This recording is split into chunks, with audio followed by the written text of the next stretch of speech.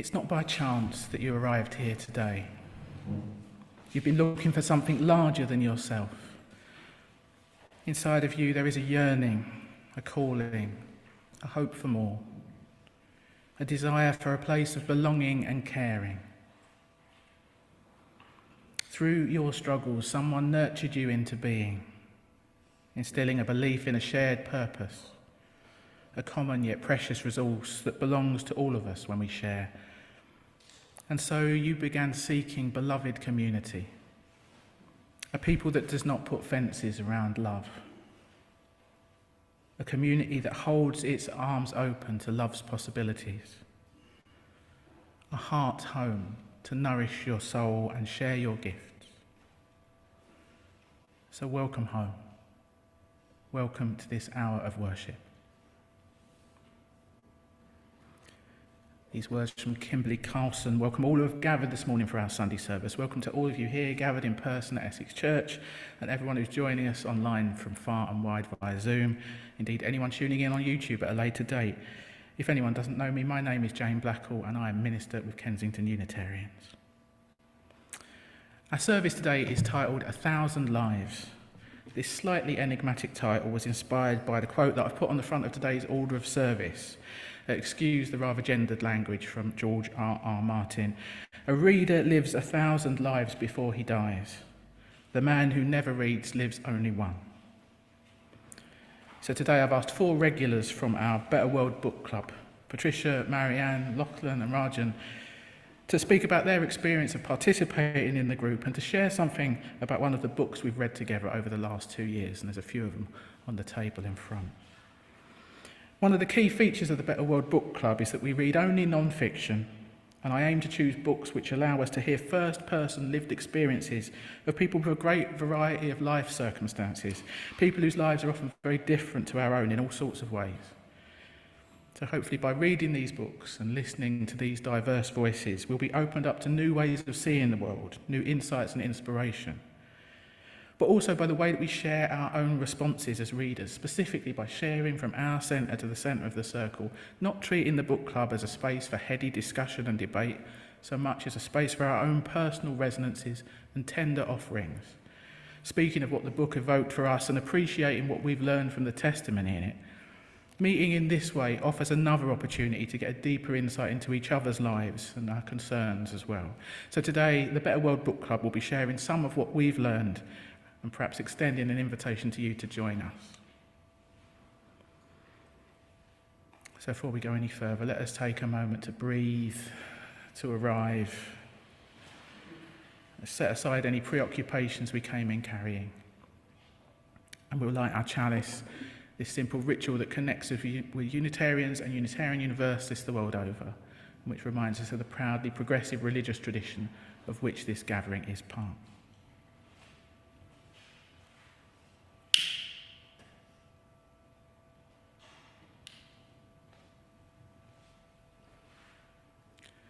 The lighting of this chalice calls us to attention.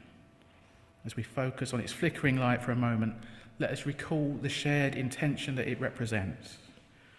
To make this a safe and sacred space for prayer and sharing, in which we can reconnect with life's depths and our highest aspirations. A community of solidarity and trust to strengthen us for all the days of our lives. May this little candle be a beacon that lights the way, guiding us through these troubling and uncertain times, and inspiring each of us to follow the path of liberating love. Time to sing. Our first hymn this morning is in your green books, if you're in the church, number 202, Children of a Bright Tomorrow. If you're on Zoom, the words will be up on screen. Feel free to stand or sit as you prefer. Hymn 202. Thank you.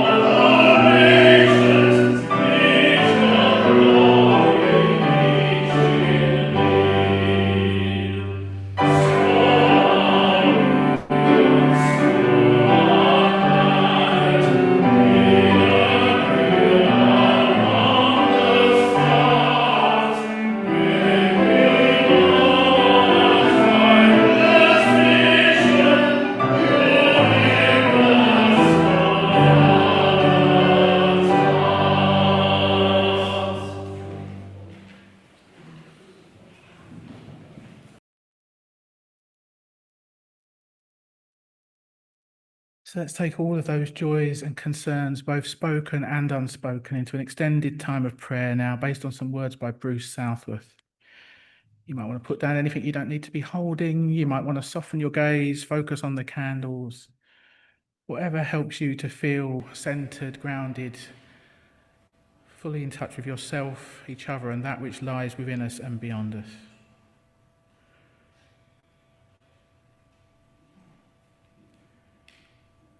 Spirit of life, God of all love, in whom we live and move and have our being. We turn our full attention to you, the light within and without, as we tune into the depths of this life and the greater wisdom to which and through which we are all intimately connected. Be with us now as we drop into the silence and the stillness at the very centre of our being.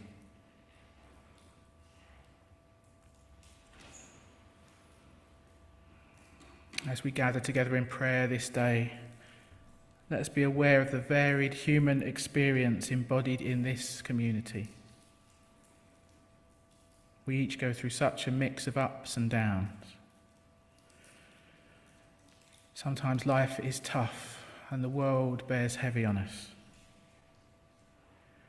We struggle alone, searching the depths, longing for healing, for renewed hope, for strength, which give their grace and peace. Each of us here gathered carries their own private griefs and burdens. Sometimes we feel able to share these, and for the open hearts which respond with care, we are grateful.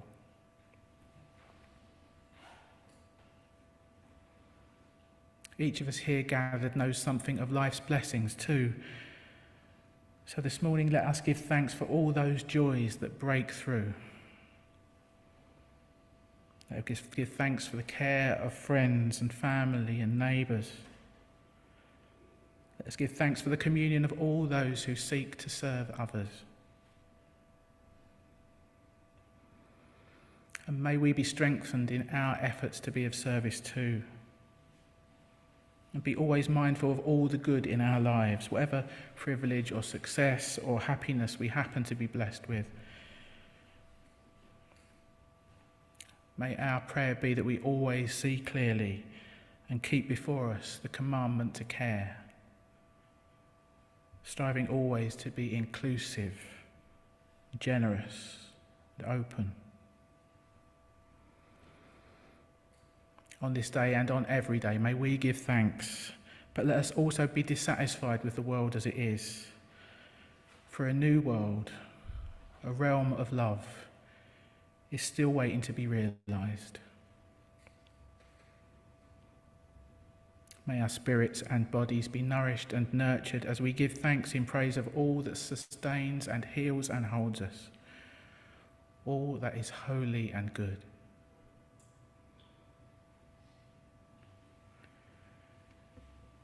And in a few moments of shared stillness and silence now, may we speak inwardly some of those deepest prayers of our own hearts. The joys and the sorrows we came in carrying in our own lives and the life of the wider world. Let us each lift up whatever is on our own heart, give thanks for all that's good, and ask for what we most need.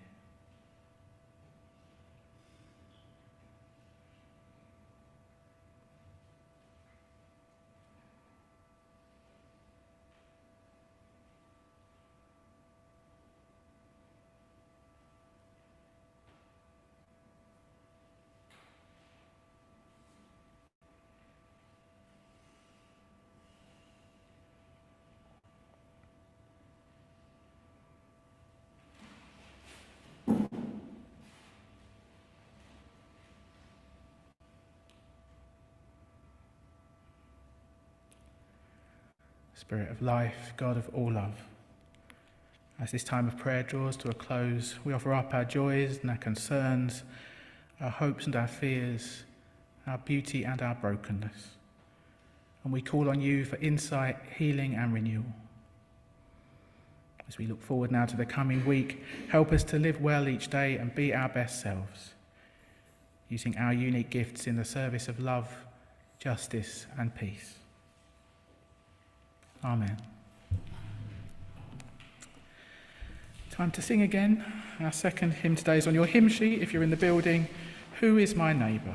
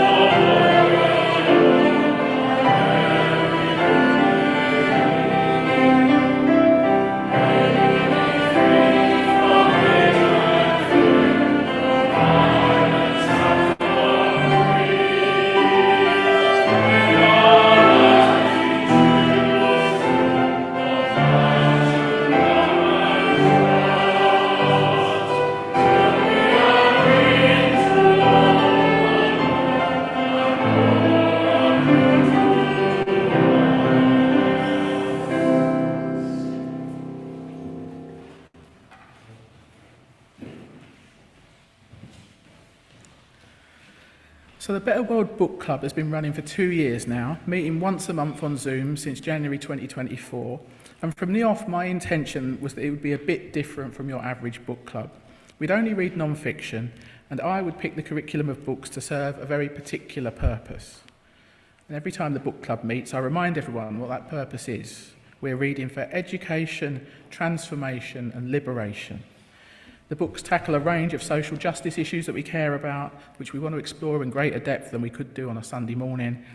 They touch on the spiritual roots of activism, how we form and inform our conscience, how we sustain ourselves for the work at hand. And this is mainly what we're focusing on today. They allow us a window into other people's lives as we read first-hand accounts of the lived experience of a wide range of voices. We get an insight into what life looks like from where other people stand. And you'll hear a few examples of the perspectives that we've encountered later in the service. But the Better World Book Club is not just about encountering the lives of the authors. It's about enabling a genuine encounter at a deeper level between the group participants. The very first book we read together was A Hidden Wholeness by Parker J. Palmer, who I think I'm about to quote for the third week in a row. And I chose that book intentionally to offer up a picture of what I was hoping that we would create together in this group and indeed in every group we offer. And so I want to offer just a short excerpt from Parker J. Palmer's book about his idea of third things. So he writes this. In Western culture, we often seek truth through confrontation. But our headstrong way of charging at truth scares the shy soul away. If soul truth is to be spoken and heard, it must be approached on the slant. I do not mean we should be coy, speaking evasively about subjects which make us uncomfortable, which weakens us and our relationships. But soul truth is so powerful that we must allow ourselves to approach it and it to approach us indirectly. We must invite, not command, the soul to speak. We must allow, not force ourselves to listen. We achieve intentionality by focusing on an important topic. We achieve indirection by exploring that topic metaphorically via a poem, a story, a piece of music, or a work of art that embodies it. I call these embodiments third things because they represent neither the voice of the facilitator nor the voice of participant. They have voices of their own, voices that tell the truth about a topic but tell it on the slant. Mediated by a third thing, truth can emerge from and return to our awareness at whatever pace and depth we're able to handle. Sometimes inwardly, in silence, sometimes aloud, in community, giving the shy soul the protective cover that it needs.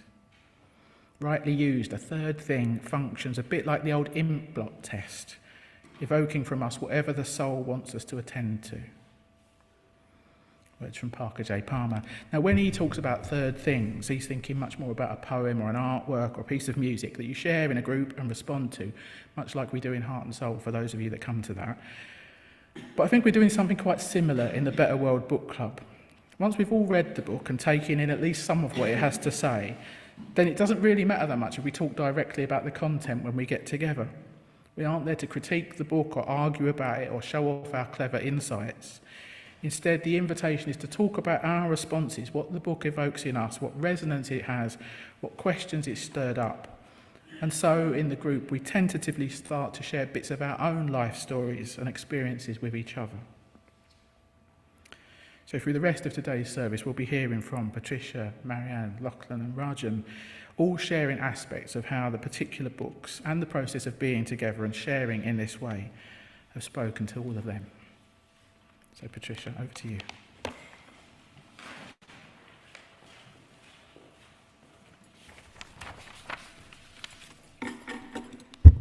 I don't remember learning to read. I just remember as a child annoying my mother because I read so much. You've always got your nose stuck in a book.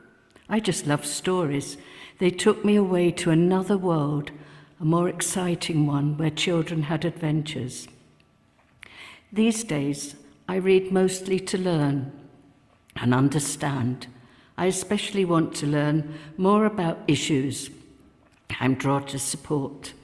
And if these are controversial, it seems even more important to know what I'm talking about. So I was really pleased that Jane had selected Sean Fay's book on the transgender issue for the book club.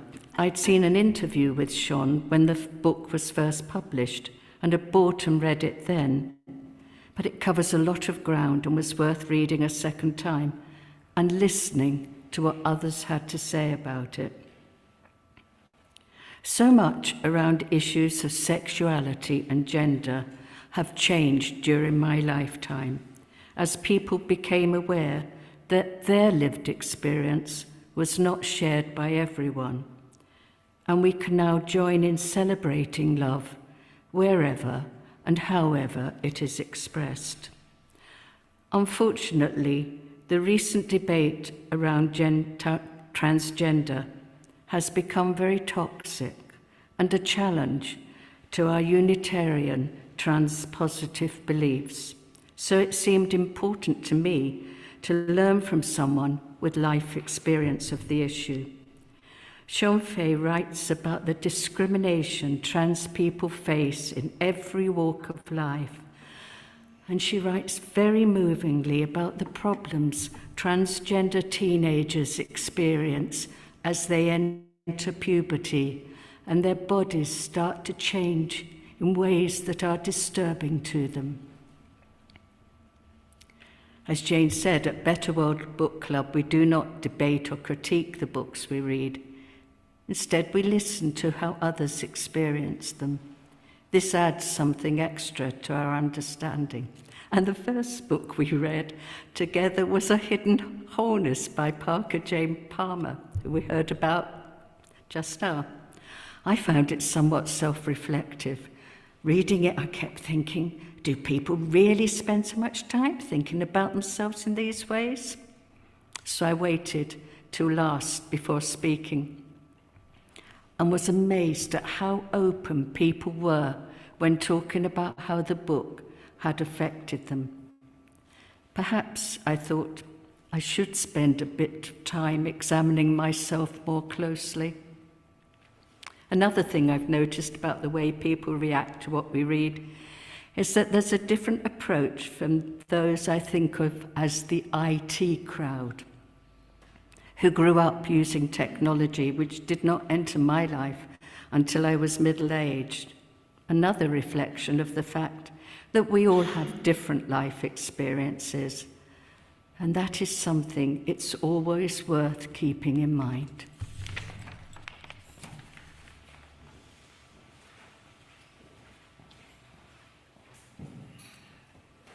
Thanks, Patricia. So we're moving into a time of meditation now. And to take us into the stillness, I'm simply going to offer an invitation for you to reflect on your own life as a book. In the book club, we've been reading all these accounts of different people's life experiences and learning what we can from them.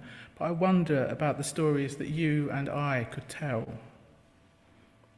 We'll hold a few minutes of silence in which to ponder that, which will end with the sound of a bell.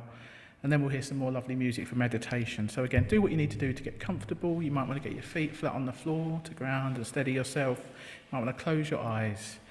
And this is just an offering, an invitation. You can use the time to meditate in your own way. So as we enter into this time of stillness, I simply invite you to consider, to imagine the book of your life. How does life look from where you are situated? What is your unique perspective? What is it about your own experience that you want others to understand? What story could you tell the world?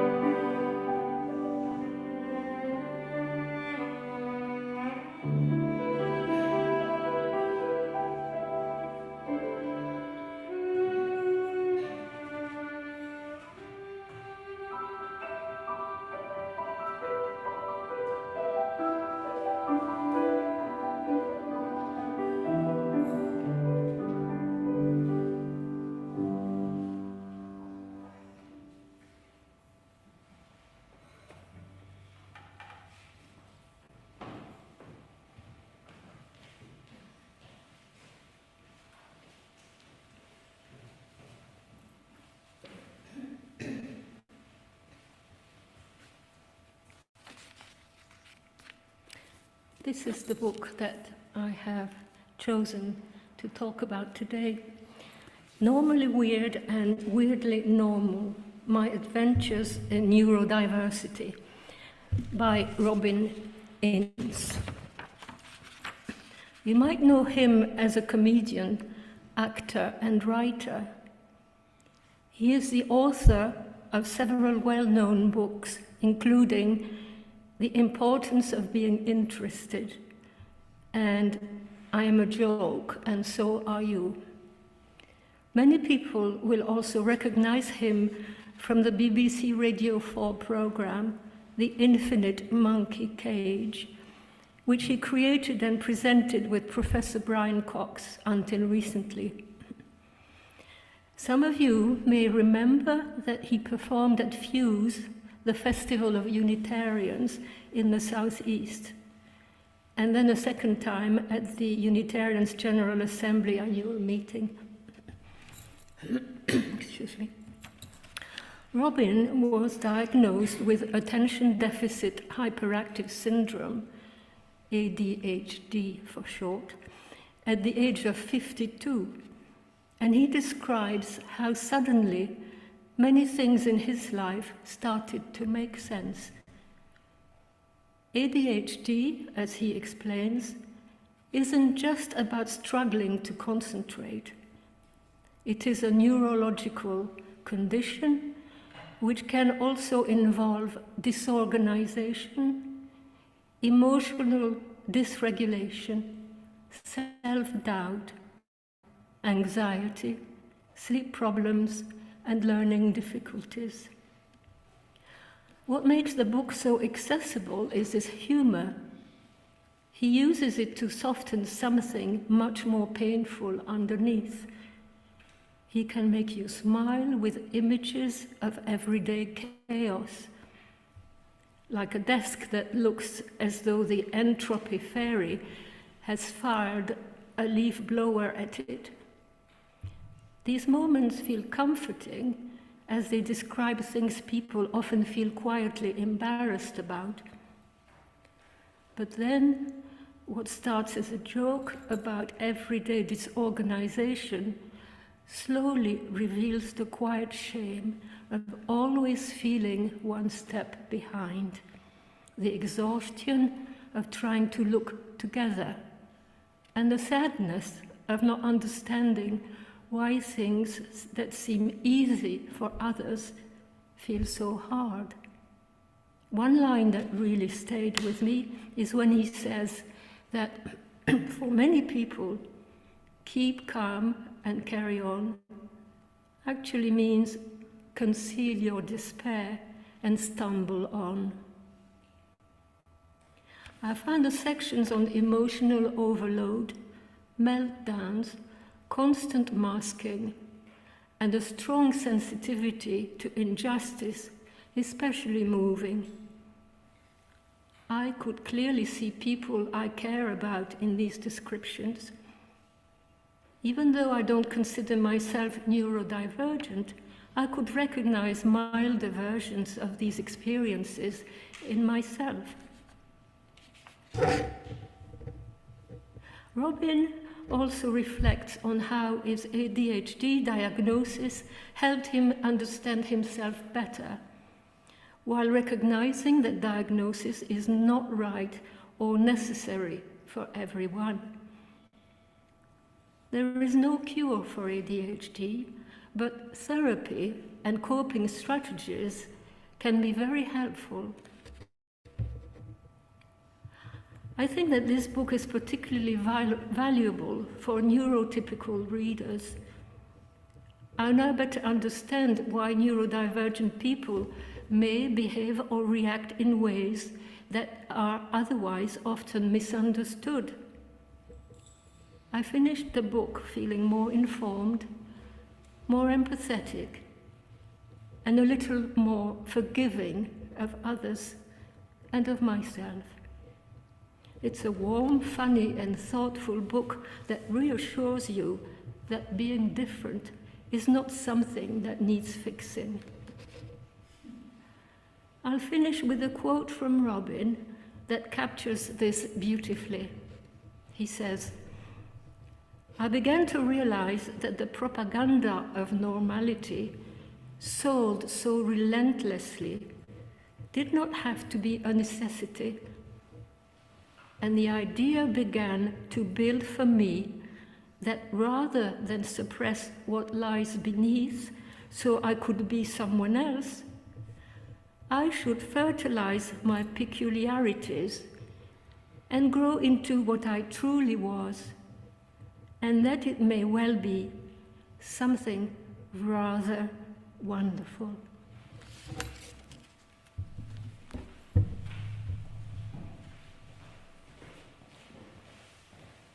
Thanks, Marianne. We're going to sing again now, a bonus hymn this week and an old favourite. In your green books, number 33, Do You Hear?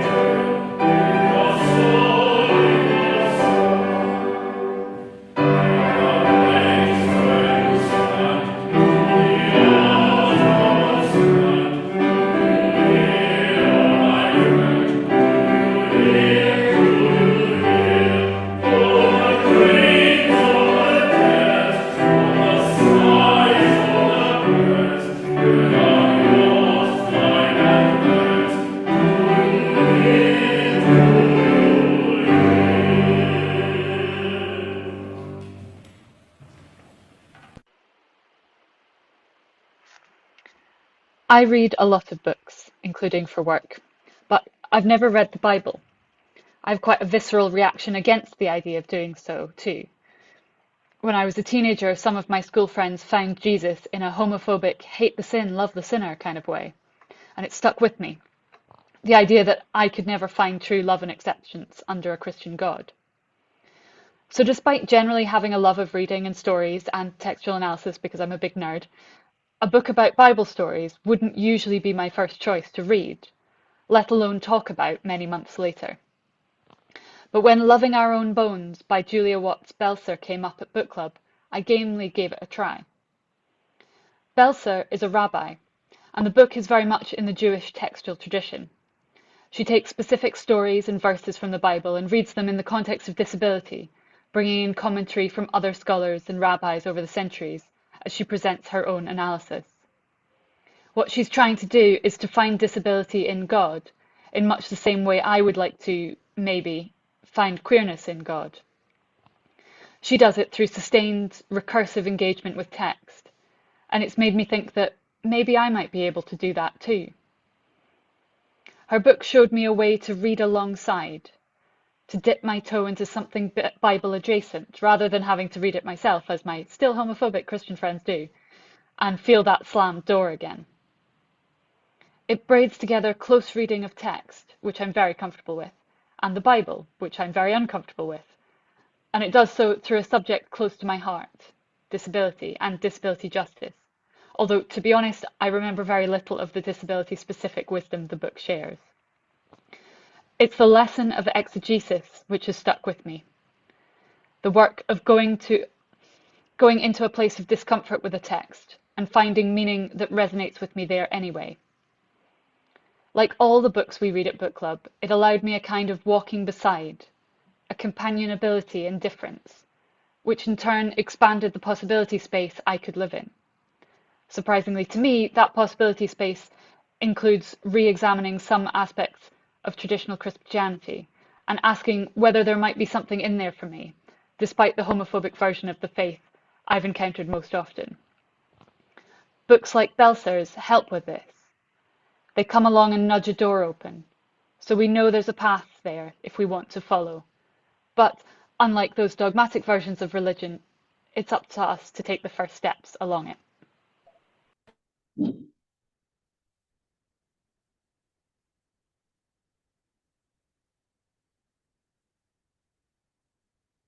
The book I have chosen to share an extract from is Laziness Did Not Exist by Devon Price.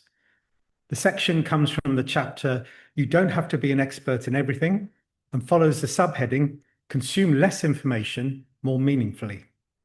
To set the context, Devon encourages readers when confronted with new information to consider utilizing a process described by researchers as elaboration, taking the time and care to engage more deeply with a smaller amount of material rather than skim through and simply accept the information on face value or make a rapid judgment as to its validity or relevance to us. To pause meaningfully before moving on. I wonder if you might ponder, as I did, how elements of this active reading approach might be adapted, adopted, and applied when getting to know unfamiliar people. Elaboration in person, as we listen to them sharing their interests, preoccupations, and concerns over post-service coffee and cake, during the course of a crafternoon, or online, in a monthly book club perhaps, or a weekly heart and soul engagement group. Elaboration by means of structured, sustained connection over a period of years, decades in some cases. When considering this, however, I hold in mind Jane's underlying intent to encourage us through our active participation to create softer, kinder, gentler spaces, to hold curiosity in service to caring, elaboration, not interrogation or abnegation. Here's the extract from Devon Price's book. Active reading sometimes involves using the following 6 skills. 1. Visualize what the text is describing. After reading a paragraph, sit back and try and create a mental picture of what you've just read. For complex or scientific topics, consider looking up videos or charts to help you visualize the phenomenon being described, or try drawing a chart yourself. 2. Clarify confusing passages and unfamiliar terms. Slow down to reread something if it's unclear.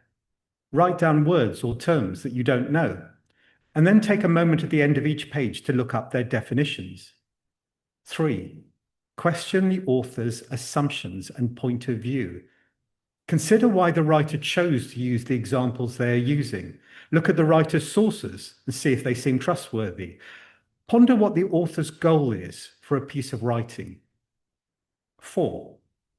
Predict what will come next. At the end of each section, jot down a few thoughts about what you hope the piece will touch on next. What lingering questions do you have? See if you can anticipate where the author is going. 5. Connect the writing to things you already know. Does this piece of writing line up with what you already believed, or does it not? What are some other subjects or topics that it seems relevant to? Who else might find this writing interesting? 6. Evaluate the qualities of the writing. Was the writing persuasive? Do you find it easy to follow? Did it seem to represent the facts fairly? Even if you disagree with the author's conclusions, can you understand where they are coming from? On receiving a draft of this contribution to her service, Jane suggested that I conclude with some of my own words rather than end on Devon's. So, just to add, I'll be very happy to elaborate later today during Crafternoon. Or why not join us for next week's Better World Book Club?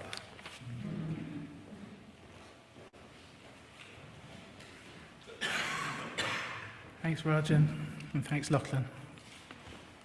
One last hymn now, and it's on your hymn sheets again. I Wish I Knew How. Good jolly one to end on.